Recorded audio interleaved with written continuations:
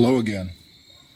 One of my heroes, Andreas Wolfengard, once said, "Bullying is the attempted emotional, social, and psychological annihilation of an individual.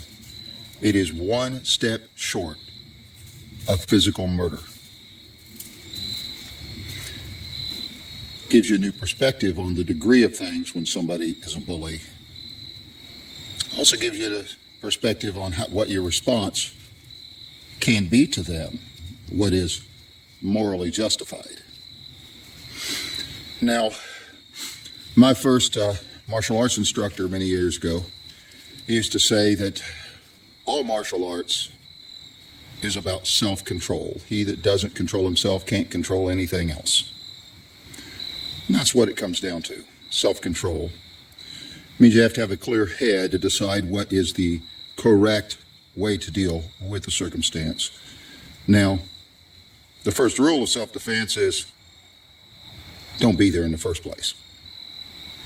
It is your obligation to avoid a conflict becoming physical as absolute best you can. But once it becomes physical,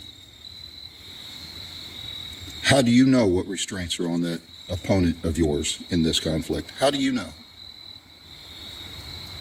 How far is he going to go? You're pretty funny, don't you, freak? How far do you need to go to prevent him from causing you death or great bodily harm? How far? How do you know that? Well, you don't. You know you've crossed a threshold. And now the game has changed. Now everything's wide open. If you haven't caused this to move to a physical conflict, then you have a wide array of options. Now, this, as a Christian man, this is a matter of responsibility. Because we have wives, we have children, we have people around us that as men, we are to protect and to lead.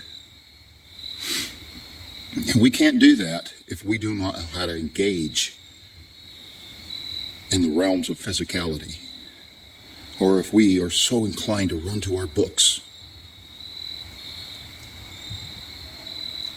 That ain't going to work.